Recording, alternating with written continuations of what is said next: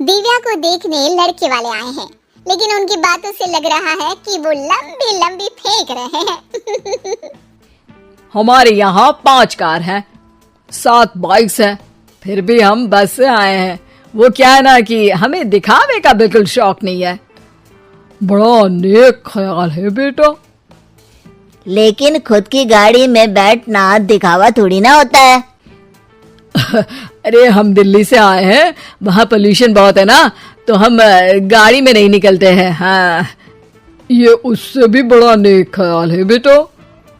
लेकिन अगर आपको पोल्यूशन की इतनी चिंता है तो घर में 5 कार और 7 बाइक क्यों रखी है? अरे इतने पैसे हैं, फुर्सत में क्या करेंगे, कुछ ना कुछ खरीद लेते हैं। अभी पिछले ही हफ्ते एक हेलीकॉप्टर खरीदने का सोच रहा था। तो क्यों नहीं खरीदा? अरे उसके पंखे हवा ज्यादा देते हैं, हमारी माँ को ठंड बहुत लगती है ना, अब बुजुर्गों का ध्यान रखना पड़ता है ना। अरे वाह वाह, ये तो बहुत बड़ा ऊंचा और नेक ख्याल है। हम कैसे मान ले कि ये लोग झूठ नहीं बोल रहे हैं? अरे हमारा परिवार झूठ नहीं बोलता।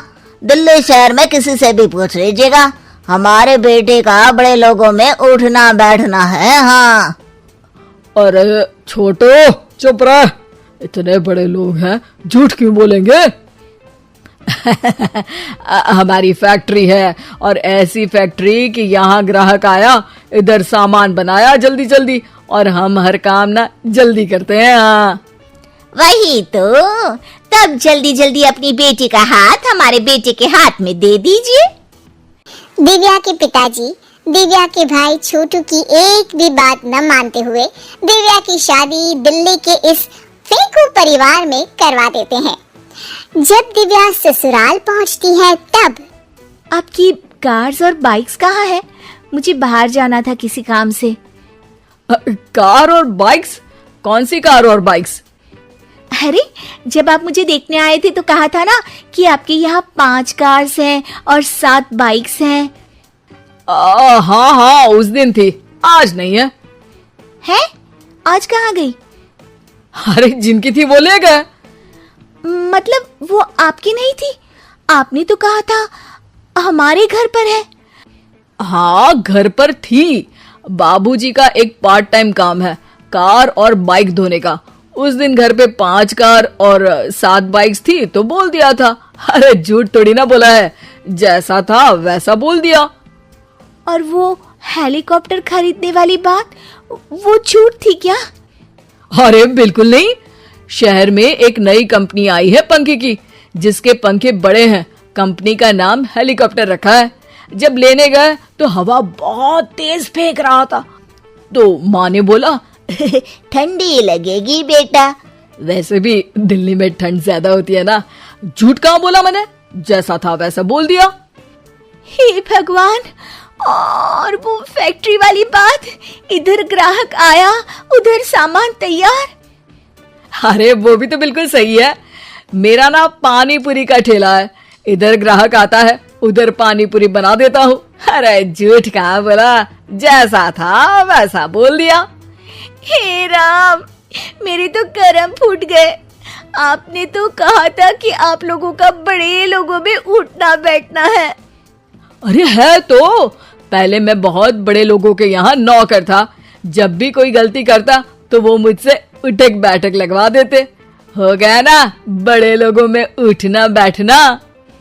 दिव्या अपने साथ हुए धोखे पर रोने लगती है और ठान लेती है कि वो ससुराल वालों को लाइन पर लाकर ही रहेगी और उनकी ये झूठ बोलने वाली आदत छुड़वा कर रहेगी। आप लोग खाने में क्या लेंगे? करेला खा लूंगा। अरे मुझे तो टिंडे खाने हैं। कद्दू खाऊंगा। अच्छी बात है, खाने की टेबल पर मिलते हैं। शाम को जब सब खाने के टेबल पर मिलते हैं तो सब देखते हैं कि टेबल पर प्लेट्स में एक पूरा और कच्चा कद्दू रखा है, कच्चा करेला रखा है और कच्चे टिंडे भी रखे हैं। बहू ये सब क्या है? ससुर जी के लिए करेले, आपके लिए टिंडे और श्रवण जी के लिए कद्दू। अरे वो तो दिख रहा है, लेकिन ये पकाया क्यों नहीं है?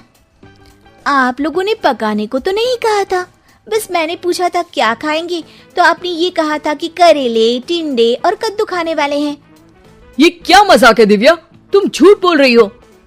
अरे मजाक कहा है, आपने कहा कद्दू खाएंगे तो खाइए, ऐसी थोड़ी ना कहा था कि पका हुआ खाएंगे। और वो आप क्या कहते हैं, जैसा था वैसा बोल दिया, झूठ कहाँ बोला मैंने।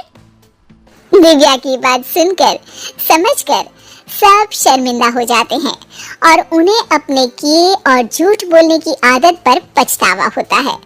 दिव्या समझदारी दिखाते हुए उन्हें सच के रास्ते पर चलने और किसी से मजाक में भी झूठ ना बोलने की सीख देती है और उनके काम में मदद करके उनके काम को और बड़ा बनाने में मदद करने लग जाती है।